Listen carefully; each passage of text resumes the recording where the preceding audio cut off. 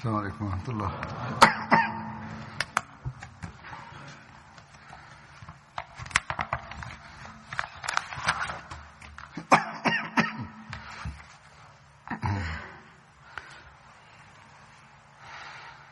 أشهد أن لا إله إلا الله وحده لا شريك له وأشهد أن محمدا عبده ورسوله أما بعد فأعوذ بالله من الشيطان الرجيم بسم الله الرحمن الرحيم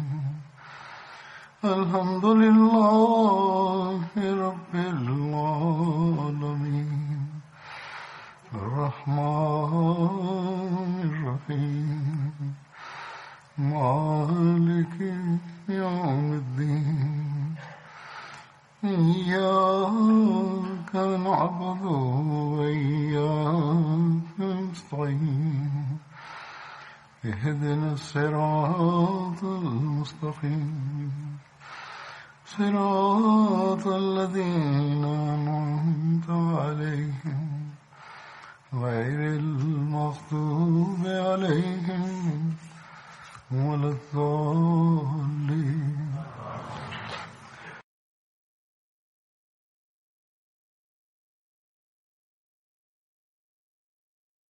अॼु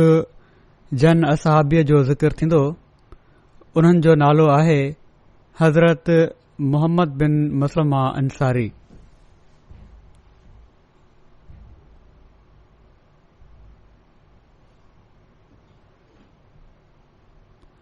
हज़रत मुहम्मद जे वालिद जो नालो मसलमा बिन सलमा हो. उन्हनि जे ॾाॾे जो नालो सलमा खां अलावा ख़ालिद बि बयानु कयो वियो आहे ऐं उन्हनि जी वालिदा उम्मे सहम हुयूं जंहिं जो नालो ख़ुलैदा बिनते अबू उबैदा हो.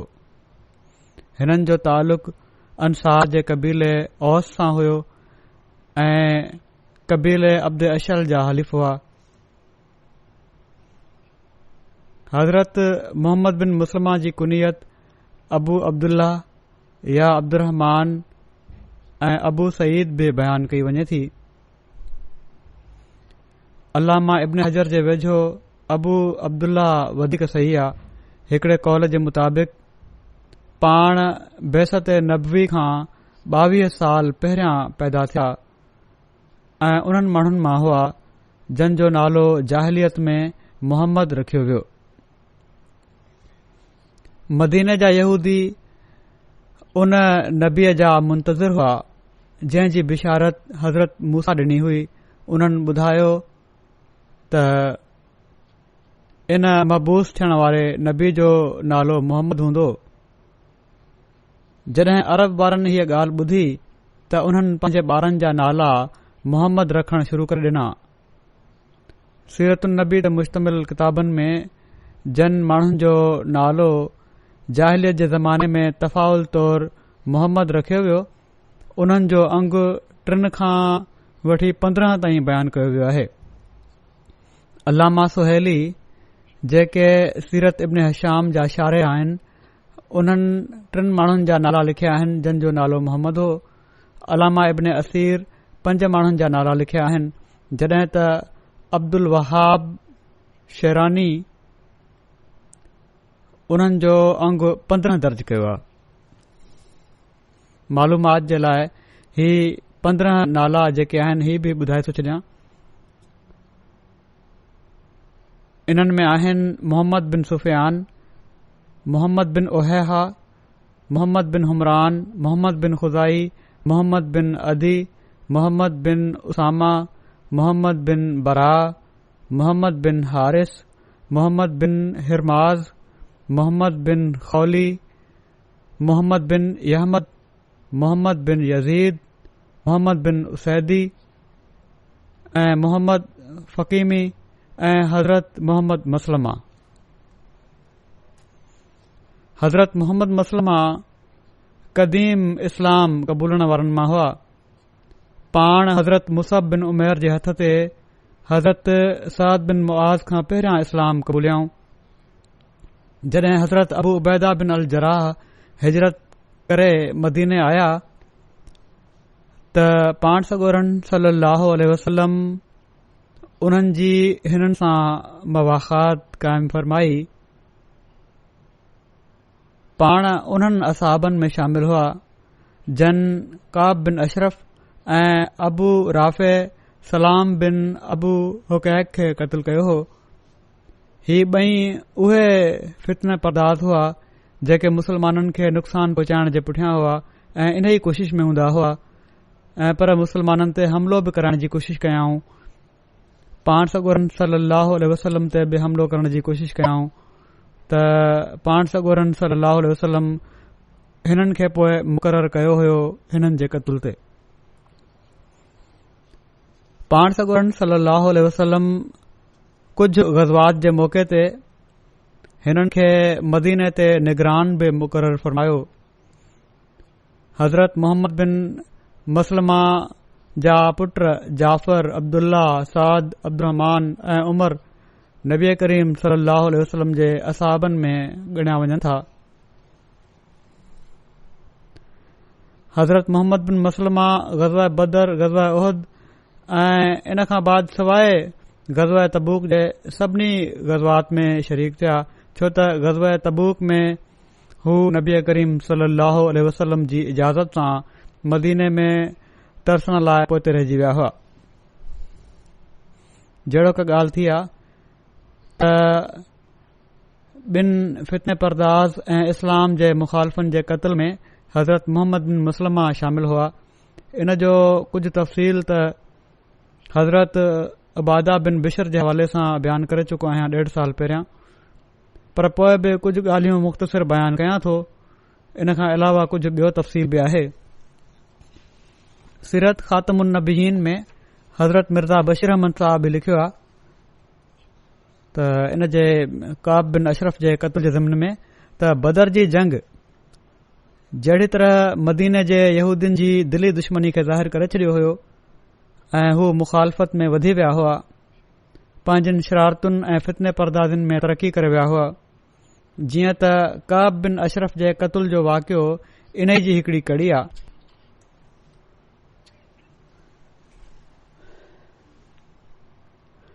काब तोड़े मज़हबी तौर ते यहूदी हुयो, पर दरअसल यहूदीन नस्ल न हो ऐं पर अरब हुयो। उन जो पीउ अशरफ बनू निबहान जो हिकड़ो होशियार ऐं चालाक माण्हू हुयो। मदीने में अची बनू नज़ीर सां तालुकात पैदा कयाई, उन्हनि जो हलीफ़ बणिजी वियो। बिलाख़िर हू एॾे इक़्तिदार ऐं हलंदी पुॼंदी वारो थी वियो जो कबीले बनू नज़ीर जे रईस आज़म अबू राफ़े बिन अबिल हुकैक पंहिंजी धीउ सां उन जी शादी कराए छॾी ऐं उन जे पेटां काब ॼाओ, जंहिं वॾो थी पंहिंजे पीउ खां बि वधी करे रुतबो हासिल कयो, एसि ताईं जो बिलाख़िर उन खे हीअ हैसियत हासिल थी वई जो समूरे अरब जा यहूदी उन खे ॼण त पंहिंजो सरदार समझण लॻा। अख़लाक़ी नुक़्ता निगाह खां हू हिकड़े तमामु गंदे अख़लाक जो माण्हू हुयो ऐं ॻुझियुनि चालुनि ऐं शरारतुनि जे फ़न में उन खे वॾो कमाल हासिल हुयो। नेकी त उन जे भरिसां बि कोन आई हुई। सो कमाल हुयो उन जो बुराइनि में, बुछड़ाइनि में, वेढ़ाइण में, फ़साद पैदा करण में, फितनो पैदा करण में। बहरहाल जॾहिं पाण सॻोरा सल्लल्लाहु अलैहि वसल्लम मदीने में हिजरत करे आया त काब बिन अशरफ ॿियनि यहूदियुनि सां रलिजी हिन मुआहिदे में शिरकत अख़्तियार कई जेको पाण सॻोरन सल्लल्लाहु अलैहि वसल्लम ऐं यहूदियुनि जे विच में पाण में दोस्ती ऐं अमन अमान ऐं गॾियल दिफ़ा जे बारे में लिखियो वियो हुयो। पर अंदर ई अंदर काब जी दिलि में बुग़्ज़ ऐं दुश्मनी जी बाहि दुखण लॻी ऐं उन ॻुझियुनि चालुनि ऐं ॻुझियुनि सैटरिन पैटर्न सां इस्लाम ऐं इस्लाम जे बानी जी मुखालफ़त शुरू करे ॾिनी। काब जी मुखालफ़त वधीक ख़तरनाक सूरत अख़्तियार कंदी वई, वधंदो ई वियो पंहिंजी मुखालफ़त ऐं फितने परदाज़िन में ऐं आख़िरकार बदर जी जंग खां पोइ त उन अहिड़ो रवैयो अख़्तियार कयो जेको तमामु हिकिड़ो फसादी ऐं फितने अंगेज़ हुयो ऐं जंहिं जे नतीजे में मुसलमाननि जे लाइ तमामु ख़तरनाक हालात पैदा थी विया। जॾहिं बदर जे मौक़े ते मुसलमाननि खे हिकड़ी गैर मामूली फतह नसीब थी ऐं अक्सर कुरैश जा रइस मारिजी विया त उन समझी वरितो त हाणे ही नओं दीन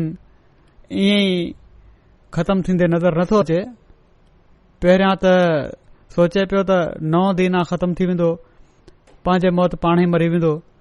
पर जॾहिं इस्लाम जी तरक़ी ॾिठई, बदर जी जंग जा नतीजा ॾिठई त पोइ उन सोचियो त ईअं ई ख़तमु न थींदो। जीअं त बदर खां पोइ उन पंहिंजी पूरी कोशिश इस्लाम खे ख़तमु करण ऐं तबाह बर्बाद करण में सर्फ करे छॾण जो पको इरादो करे छॾियो। जॾहिं काब खे ही यकीन थी वियो त वाकई बदर जी फतह इस्लाम खे उहो इस्तेहकाम ॾेई छॾियो आहे जंहिं जो उन खे ख़्वाब ख़्याल बि न हुयो, त हू गैज़ गज़ब में भरिजी वियो ऐं फौरन सफ़र जी तयारी करे उन मके जी वाट वरिती ऐं उते वञी पंहिंजी चर्ब ज़बानी ऐं शेर गोई जे ज़ोर सां कुरैश जी दिलनि जी दुखंदड़ बाहि खे अञा बि भड़काए छॾियो ऐं उन्हनि जी दिलि में मुसलमाननि जे रत जी न उझामण वारी उञ पैदा करे छॾियईं ऐं उन्हनि जा सीना इंतकाम जे जज़्बात ऐं दुश्मनी सां भरे छॾियईं। ऐं जॾहिं काब जी इश्ताल अंगेज़ी सां उन्हनि जे अहसासनि में हिकड़ी हद दर्जे जी बिजली पैदा थी वई त उन्हनि खे काबतुल्ला शरीफ़ जे अंगण में वठी वञी ऐं काबे जा पर्दा उन्हनि जे हथनि में ॾेई उन्हनि खां कसम वरिता त जेसि ताईं इस्लाम ऐं इस्लाम जे बानी खे हिन दुनिया मां ख़तमु न करे छॾींदासीं उन वक़्त ताईं सुख जो साह न खणंदासीं। इन खां पोइ हिन बदबख़्त ॿियनि अरब कबीलनि ॾे मुंहुं कयो ऐं हिक हिक क़ौम में फिरी घुमी मुसलमाननि जे ख़िलाफ़ माण्हुनि खे भड़कायईं ऐं पोइ मदीने में वापसि अची मुसलमान औरतुनि ते तशबीब चयाईं, माना त पंहिंजे जोश ॾियारण वारे शहरनि में तमामु गंदे ऐं फ़ोश तरीक़े सां मुसलमान औरतुनि जो ज़िक्र कयाईं एसि ताईं जो ख़ानदान नबूअत जी औरतुनि खे बि उन पंहिंजे वाहियात शहरनि जो निशानो बणाइण खां की न कीबायो ऐं मुल्क में उहे शहर मशहूरु करायईं। बहरहाल पाण सगोरन सल्लल्लाहु अलैहि वसल्लम आख़िर पोइ उन हीअ कोशिश बि कई त पाण सगोरन सल्लल्लाहु अलैहि वसल्लम जे क़त्ल जी साज़िश कयईं ऐं पाण सगोरन सल्लल्लाहु अलैहि वसल्लम खे कंहिं दावत वग़ैरह जे बहाने सां पंहिंजे घर घुराए कुझु नौजवान यहूदियुनि खां हुज़ूर खे क़त्ल कराइण जो मनसूबो ठाहियईं, पर ख़ुदा जे फज़ल सां टाइम ते ख़बर पइजी वई ऐं उन जी हीअ साज़िश कामयाब न थी। जॾहिं ॻाल्हि एसि ताईं पहुची वई ऐं काब जे ख़िलाफ़ वाइदे ख़िलाफ़ी, बग़ावत, जंग जी तहरीक, फितने परदाज़ी, फहश गोई ऐं क़त्ल जी साज़िश जा इल्ज़ाम साबित थी विया त पाण सगोरा सल्लल्लाहु अलैहि वसल्लम जेके इन बैन अल-अक़वाम मुआहिदे जी रूह खां जेको हुज़ूर जे मदीने में अचण खां बाद मदीने जे रहाकुनि सां थियो हुयो, मदीने जी जमहूरी सल्तनत जा सदर ऐं हाकिम आला हुआ पाण, त पाण ही फ़ैसिलो सादिर फ़रमायाऊं त काब बिन अशरफ पंहिंजी कारवायुनि जे करे वाजिबुल क़त्ल आहे।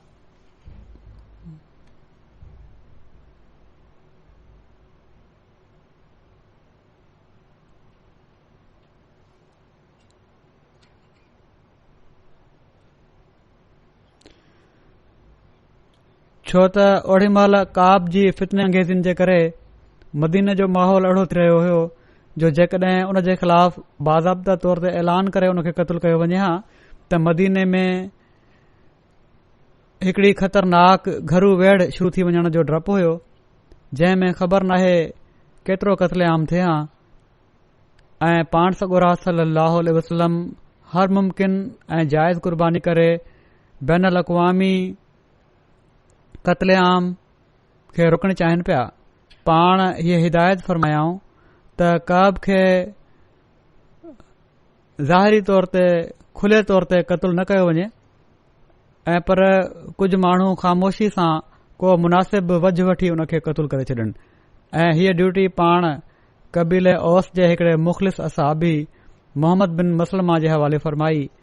ऐं उन्हनि खे ताक़ीद फरमायाऊं त जेको तरीक़ो बि अख़्तियार कयो कबीले औस जे रइस साद बिन मुआज़ जी सलाह सां कयो। मोहम्मद बिन मसलमा अर्ज़ कयो त या रसूलल्लाह, ख़ामोशी सां क़तल करण जे लाइ का ॻाल्हि चवणी पवंदी, माना को बहानो वग़ैरह ठाहिणो पवंदो जंहिं जी मदद सां काब खे उन जे घरां कढी कंहिं महफ़ूज़ जॻह ते क़तल करे सघिजे। पाण उन्हनि अज़ीमुशान असरनि जो लिहाज़ रखंदे जेके इन मौक़े ते हिकड़ी ख़ामोश सज़ा जे तरीक़े खे छॾण सां पैदा थी सघनि पिया, फरमायाऊं ठीकु आहे। जीअं त मोहम्मद बिन मसलमा साद बिन मुआज़ जी सलाह सां अबू नाइला ऐं ॿटनि ॿियनि असाबिन खे साण कयो ऐं काब जे घर पुॻा ऐं काब खे उन जे घरां घुराए चयाऊं त असांजा साहब माना त मोहम्मद रसूलुल्लाह सल्लल्लाहु अलैहि वसल्लम असां खां सदको था घुरनि ऐं असां ग़रीब आहियूं, छा तूं महिरबानी करे असां खे कुझु कर्ज़ ॾेई सघे थो? हीअ ॻाल्हि ॿुधी काब ख़ुशी विचां कुॾियो ऐं चवण लॻो त वल्लाह, हारी छा आहे, उहो ॾींहुं परे न आहे जॾहिं तव्हां इन शख़्स खां बेज़ार थी इन खे छॾे ॾींदव। मोहम्मद बिन मुसलमा जवाब ॾिनो, ख़ैर असां त मोहम्मद सल्लल्लाहु अलैहि वसल्लम जी पोइवारी अख़्तियार करे चुका आहियूं, जंहिं कम लाइ तो वटि आया आहियूं तूं ही ॿुधाए त कर्ज़ ॾींदे या न? काब चयो, हा, पर का शइ ॻह रखो। मोहम्मद पुछियो, कहिड़ी शइ? उन बदबख़्त जवाब ॾिनो त पंहिंजूं औरतूं ॻह रखो। मोहम्मद कावड़ खे रोके चयो त ईअं कीअं थो थी सघे त तो जहिड़े माण्हू वटि असां पंहिंजूं औरतूं ॻह रखूं? उन चयो, ठीकु आहे त पोइ पुट ई सही। मोहम्मद बिन मुसलमा जवाब ॾिनो त हीउ बि नामुमकिन आहे, असां सॼे अरब जा ताना नथा सही सघूं, पर जेकॾहिं तूं महिरबानी करें त असां पंहिंजा हथियार ॻह रखे था छॾियूं। काब राज़ी थी वियो ऐं मोहम्मद बिन मसलमा ऐं उन्हनि जा साथी राति जो अचण जो वाइदो करे वापसि हलिया आया। जॾहिं राति थी त ही सभई हथियार वग़ैरह साण खणी काब जे घर पहुता, छो त उन वक़्तु ज़ाहिर तौर ते हथियार खणी वञी सघनि पिया मुआरे जे मुताबिक़ जेके ॼणा हुया,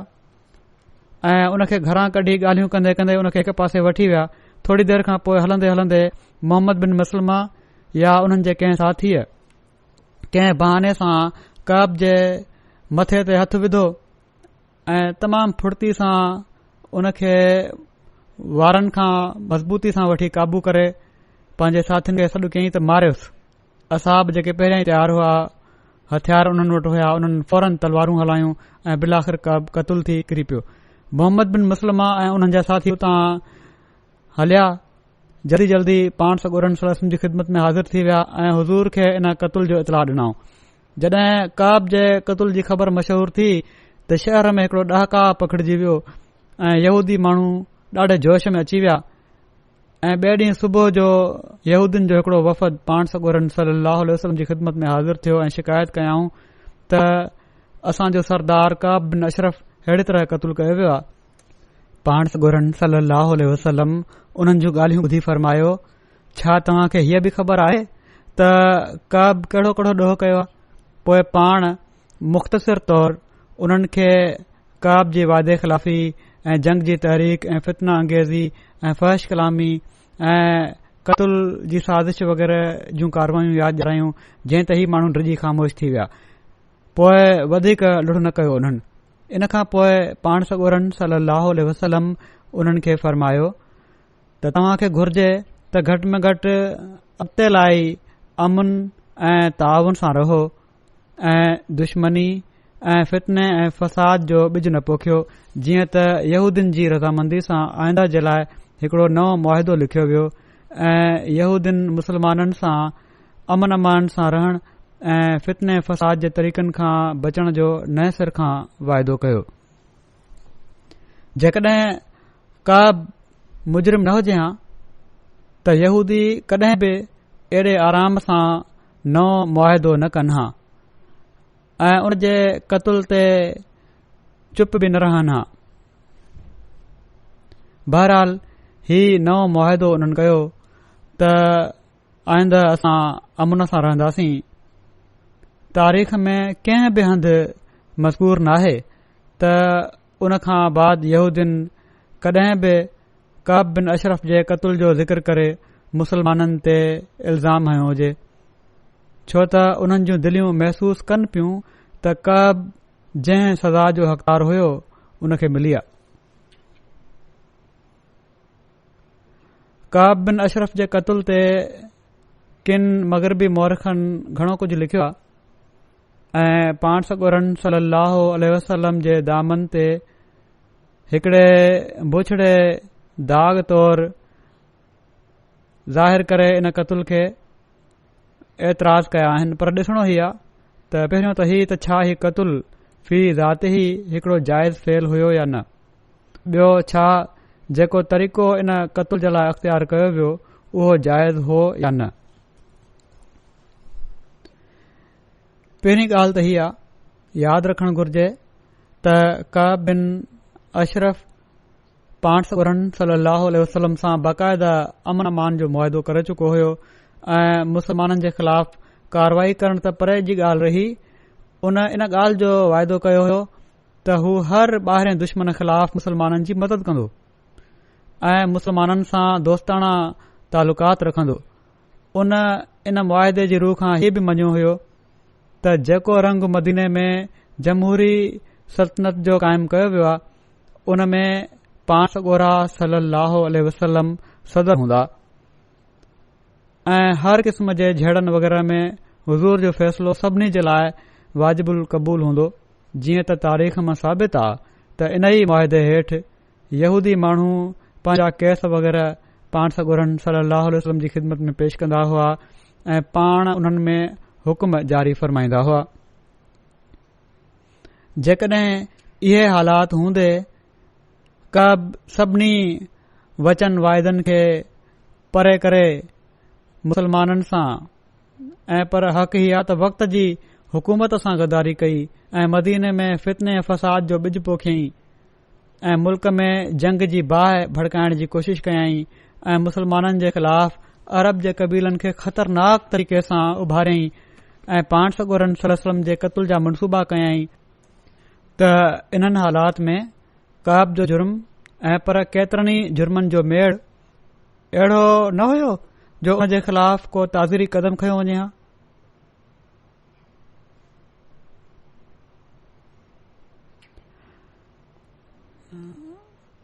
ऐं पोइ छा ही क़त्ल खां घटि का ॿी सज़ा हुई जेका यहूदियुनि जे इन फितनो फैलाइण जे सिलसिले खे रोके सघे हा? छा अॼुकल्ह मुहज़ब चवराइण वारनि मुल्कनि में बग़ावत ऐं वाइदे ख़िलाफ़ी ऐं जंग लाइ भड़काइण ऐं क़त्ल जी साज़िश जे ॾोहनि में मुजरिमनि खे क़त्ल जी सज़ा नाहे ॾिनी वेंदी? हाणे जेको सुवाल पैदा थिए थो उहो मिर्ज़ा बशीर अहमद साहब लिखियो आहे त हीअ आहे त क़त्ल जे तरीक़े सां तालुक़ रखे थो। सुवाल ही थो पैदा थिए क़त्ल जो तरीक़ो कहिड़ो हुयो, जाइज़ हुयो या न?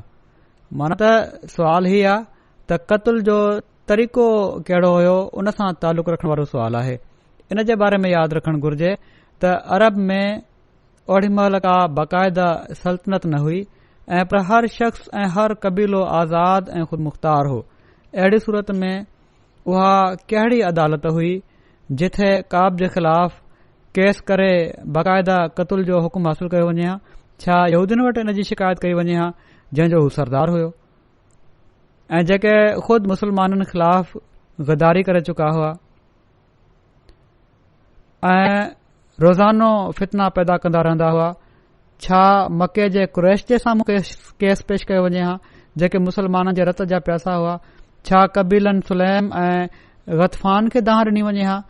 जेके गुज़िरियल कुझु महीननि में 3-4 भेरा मदीने ते छापो हणण जी तयारी करे चुका हुआ?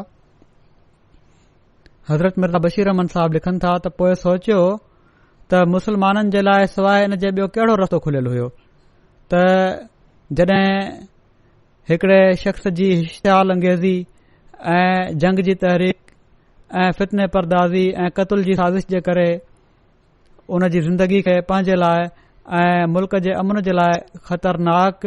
ॾिसनि हा त ख़ुदि हिफ़ाज़ती जे ख़्याल सां वझ वठी उन खे पाण क़तल करे छॾनि हा, छो त हीउ तमामु बहितर आहे त हिकिड़ो शरीर ऐं मुफ़्सिद माण्हू क़तल थी वञे बजाए इन जे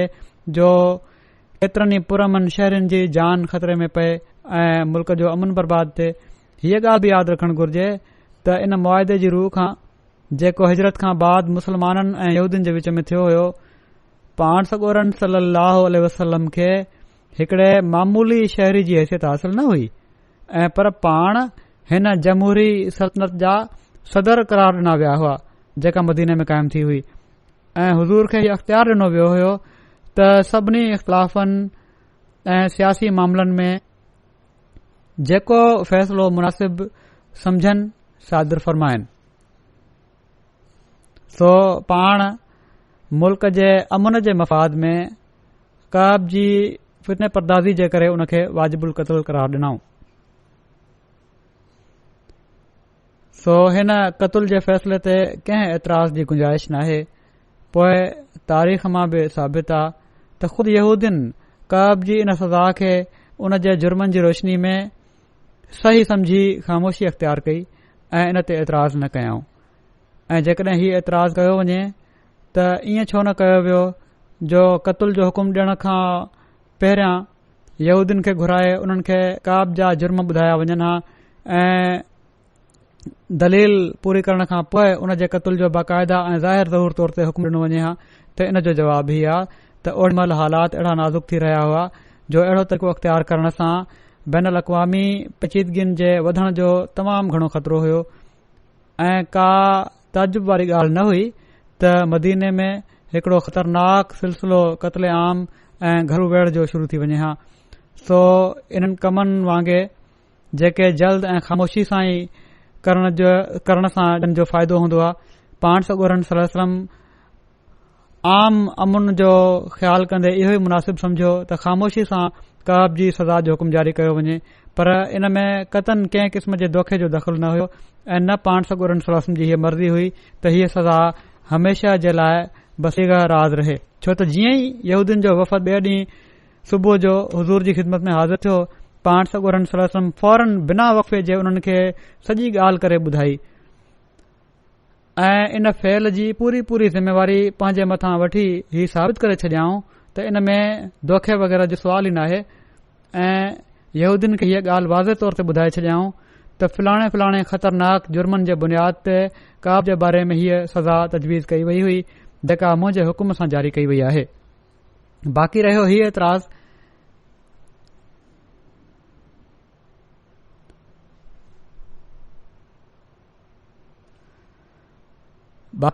हीउ एतिराज़ त इन मौक़े ते पाण सॻोरन सल्लल्लाहु अलैहि वसल्लम पंहिंजे असाबिन खे कूड़ ऐं दोखे जी इजाज़त ॾिनी। सो ही बिल्कुलु ग़लति आहे ऐं सही रिवायतूं इन जूं मुकज़ब आहिनि। पाण सॻोरन सल्लल्लाहु अलैहि वसल्लम कतन कूड़ ऐं ग़लति बयानी जी इजाज़त न ॾिनी ऐं पर बुख़ारी जी रिवायत जे मुताबिक़ जॾहिं मोहम्मद बिन मसलमा हुज़ूर खां ही पुछा कई त काब खे ख़ामोशी सां क़त्ल करण जे लाइ का ॻाल्हि चवणी पवंदी त पाण उन्हनि अज़ीमुशान फ़ाइदनि खे मलहूज़ रखंदे जेके ख़ामोश सज़ा जा मुहरिक हुआ जवाब में सिर्फ़ एतिरे क़दुरु फ़रमायो त हा ऐं इन खां वधीक इन मौक़े ते हुज़ूर तरफ़ां या मोहम्मद बिन मुसलमा तरफ़ां कतन का तशरीह या तोज़ीह न थी। पाण सॻोरन सल्लल्लाहु अलैहि वसल्लम जो सिर्फ़ ही मतिलबु हुयो त मोहम्मद बिन मसलमा ऐं उन्हनि जा साथी जॾहिं काब जे घर वञी उन खे ॿाहिरि कढी ईंदा त उन मौक़े ते उन्हनि खे लाज़मन का ॻाल्हि अहिड़ी चवणी पवंदी जंहिं जे नतीजे में काब रज़मंदी ऐं ख़ामोशी सां घरां निकिरी उन्हनि सां हलियो अचे ऐं इन में हरगिज़ का कबात नाहे। आख़िर जंग जे दौरान जासूस वग़ैरह जेके पंहिंजा फ़र्ज़ पूरा कंदा आहिनि उन्हनि खे बि अहिड़े क़िस्म जूं ॻाल्हियूं चवणियूं पवंदियूं आहिनि जंहिं ते कॾहिं बि कंहिं अकुलमंद खे एतिराज़ नाहे थियो। सो पाण सॻोरन सल्लल्लाहु अलैहि वसल्लम जो दामन त बहरहाल पाक आहे। बाक़ी रहियो मोहम्मद बिन मसलमा वग़ैरह जो मामिलो जन उते वञी अमलनि अहिड़े क़िस्म जूं ॻाल्हियूं कयूं सो उन्हनि जी ॻाल्हि ॿोल में बि दरहक़ीक़त का ॻाल्हि अख़लाक जे ख़िलाफ़ नाहे उन्हनि हक़ीक़तनि का ग़लति बयानी न कई अलबत पंहिंजे मिशन जे मक़सद ऐं मतिलब खे मद्देनज़र रखंदे कुझु ज़ू माननि लफ़्ज़ ज़रूर इस्तेमाल कया मुख़्तलिफ़ मानाऊं निकरण वारा लफ़्ज़ इस्तेमाल कयाऊं पर उन्हनि खां बग़ैर का वाह न हुई ऐं जंग जे हालात में सुठे ऐं नेक मक़सद लाइ सादे ऐं साफ़ ॻाल्हाइण जे तरीक़े खां एतिरे क़दुरु मामूली इनहराफ़ हरगिज़ कंहिं अकुलमंद दयानतदार शख़्स जे वेझो एतिराज़ जोॻो नथो थी सघे। हाणे हीउ बि सुवाल किन उथारियो आहे त छा जंग में कूड़ ॻाल्हाइण ऐं दोखो ॾियणु जाइज़ आहे। किन रिवायतुनि में हीउ मज़कूर थियो आहे त पाण सॻोरा सल्लल्लाहु अलैहि वसल्लम फरमाईंदा हुआ त अल हर्ब खुदातुन माना त जंग त हिकिड़ो दोखो आहे ऐं इन मां नतीजो हीउ कढियो वञे थो त नऊज़ बिल्लाह पाण सॻोरनि सल्लल्लाहु अलैहि वसल्लम पारां जंग में दोखे जी इजाज़त हुई। हालांकि पहिरियों त अल हर्ब खुदातुन जी हीअ माना नाहे त जंग में दोखो करणु जाइज़ आहे ऐं पर इन जी माना सिर्फ़ हीअ आहे त जंग पाण हिकिड़ो दोखो आहे माना त जंग जे नतीजे जे बारे में कुझु नथो चई सघिजे त छा थींदो माना त जंग जे नतीजे ते एतिरियूं मुख़्तलिफ़ ॻाल्हियूं असर विझंदियूं आहिनि जो तोड़े हालात कहिड़ा ई छो न हुजनि नथो चई सघिजे त नतीजो कहिड़ो निकिरंदो ऐं इन मानाउनि जी तस्दीक इन ॻाल्हि मां थिए थी त हदीस में हीअ रिवायत ॿ तरह सां मरवी थी आहे। हिकिड़ी रिवायत में हीअ लफ़्ज़ आहिनि त पाण सॻोरनि सल्लल्लाहु अलैहि वसल्लम फरमायो आहे त अल हर्ब खुदतुन माना त जंग हिकिड़ो दोखो आहे ऐं ॿी रिवायत में हीअ आहे त समल हर्ब खुदा माना त पाण सॻोरनि सल्लल्लाहु अलैहि वसल्लम जंग जो नालो दोखियो रखियो आहे समल हर्ब खुदा ऐं ॿिन्ही खे मिलाइण सां हीउ नतीजो निकिरे थो त हुज़ूर जी हीअ मर्ज़ी न हुई त जंग में दोखो करणु जाइज़ आहे ऐं पर हीअ मर्ज़ी हुई जंग खुद हिकिड़ो दोखो ॾियण वारी शइ आहे पर जेकॾहिं ज़रूर इन जी इहा ई माना कई वञे त जंग में दोखो जाइज़ आहे त पोइ बि यकीनन हिन हंधि दोखे मां जंगी तदबीरूं ऐं हिलो मुराद आहे कूड़ ऐं फ़रेब हरगिज़ मुराद आहे छो त हिन हंधि खुदातुनि जी माना दा पेच अटकल ऐं जंग जी तदबीर आहे कूड़ ऐं फ़रेब जी माना नाहे सो मतिलबु हीअ आहे त जंग में पंहिंजे दुश्मन खे कंहिं हीले ऐं तदबीर सां गाफ़िल करे उन ते कंट्रोल करणु या उन खे मग़लूब करे वठणु मना नाहे।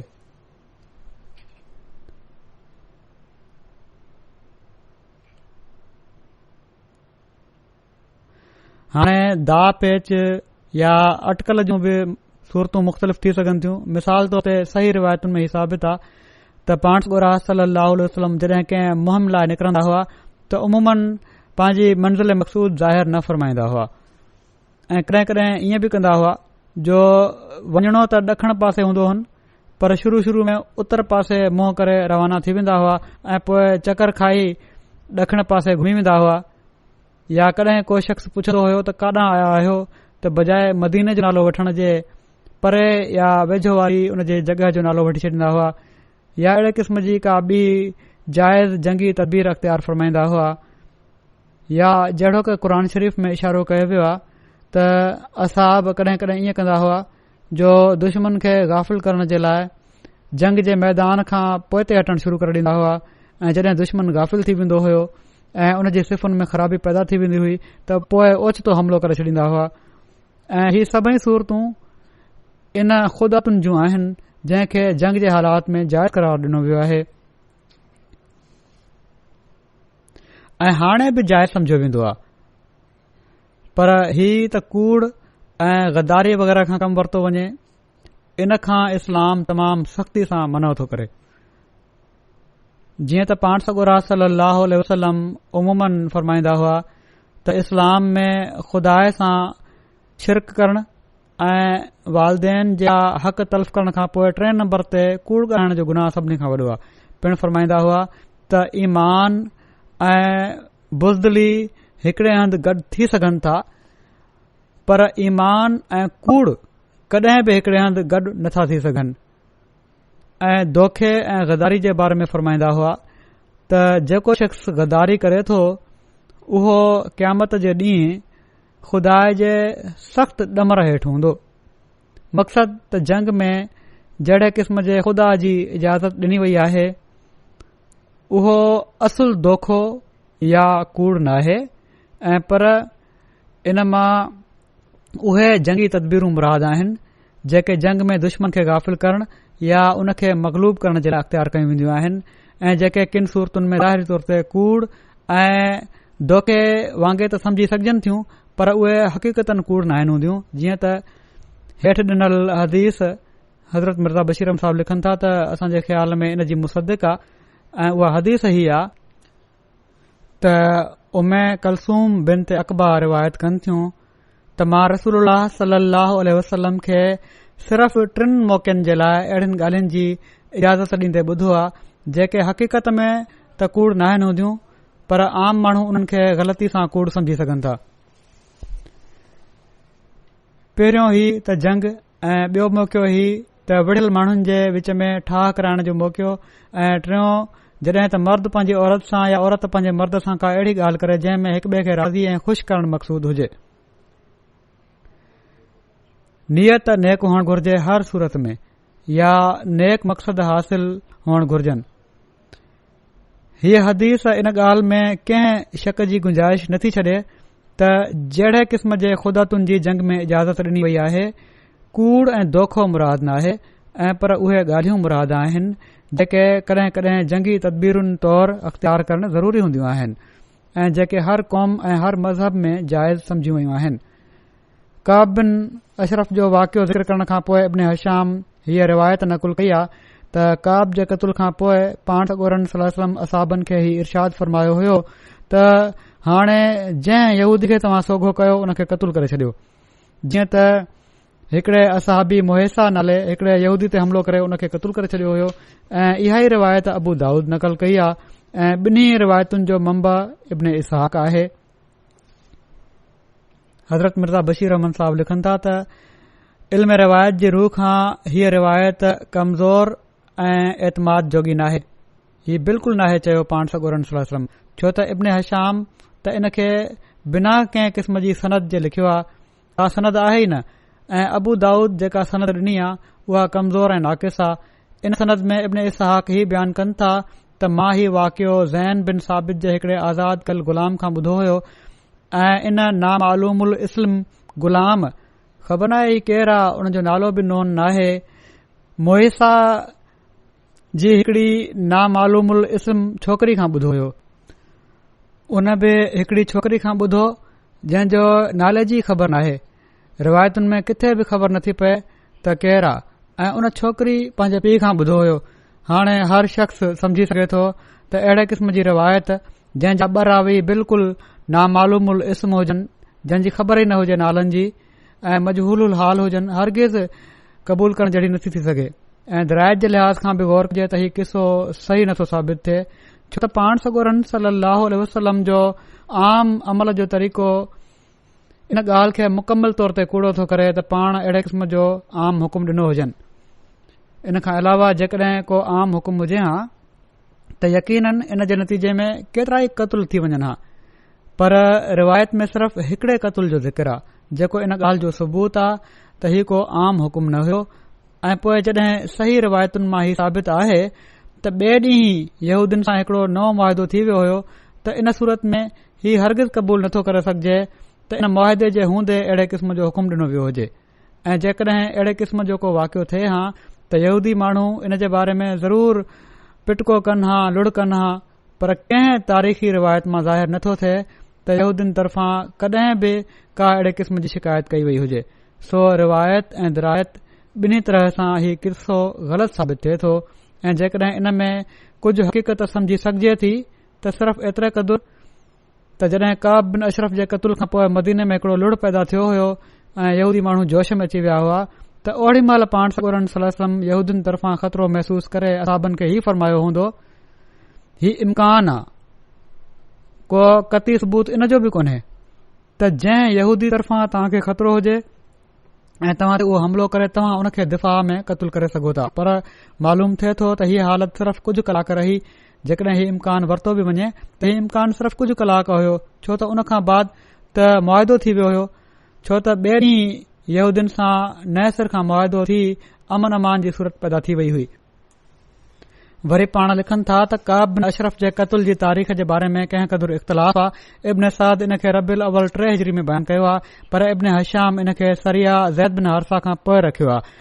जेको मुसलम तौर ते जमादुल आख़िरा में थियो हो। पाण लिखनि था त मां हिन हंधि इब्न हशाम जी तरतीब मलूज़ रखी आहे। बहरहाल हीउ ज़िक्र अञा मज़ीद कुझु हिकु ॿ वाक़िया आहिनि, उहे आईंदा इनशा अल्लाह पेश थींदा।